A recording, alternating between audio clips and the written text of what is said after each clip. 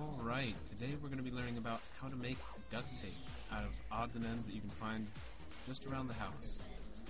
Now, it's important to have a clean workspace, so we're clearing off any debris, bits of dust and fuzz, because it's important to have a very clean environment for preparing the plastic and other ingredients.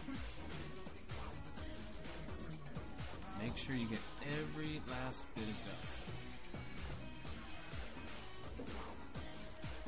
Alright, so the first thing you'll need is a standard Tupperware container you can find around the house. The plastic within it contains all the ingredients for quality tape. Now we need to destructure the molecules so that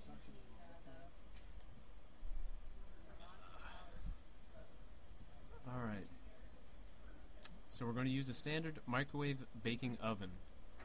Simply put the Tupperware container in, set it on high, and plop it in there for a few seconds. Now, depending on your microwave type, you may need more or less time. So while you're waiting, you can sit back and relax. Watch the magic at work. Now, it's a very scientific process that involves a lot of physics, but the end product, the end result, is a demolecularized form of the Tupperware container. Now, be very careful when removing it from the microwave oven. Always use tongs, safety first. And you want to be careful to keep all of the extraneous material within your grasp. Now bring it to a lab station and get ready for the next step. You want to let it air dry for a little bit just to get any noxious chemicals off and away.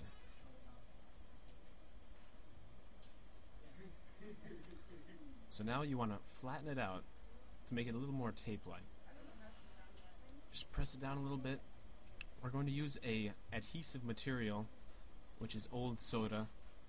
You want to spread it around, get a decent amount. Just use your hands and get right up in there, and you're going to spread it all over. Apply evenly throughout. Just make sure you cover every square inch, and only one side, because you only want it to be one-sided duct tape.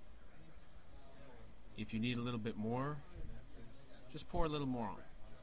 It's not an exactly scientific procedure. You basically just play it by ear. Just go until it looks generally covered all over. Now again, you want to let it air dry for a few minutes. Once that's accomplished, fold it in half, like so. And take out your handy-dandy kitchen iron, or clothing iron, and we're going to flatten it out. The heat will seal in the adhesive agent onto the one side of the duct tape, and your end product should look something like this. Now comes the rolling stage. You want to roll it and mold it into the desired shape. After a little bit of work, you might have something that looks a little like this. Now the next step requires going out to your nearest pond or lake, or perhaps your local grocery store, and obtaining a live duck. This duck is the key ingredient to duct tape. You will simply slip in your pre-made tape in with the duck, beat violently upon a flat surface, and you want to check to make sure both there's nothing moving in there and that the tape is complete. If necessary, repeat the previous step.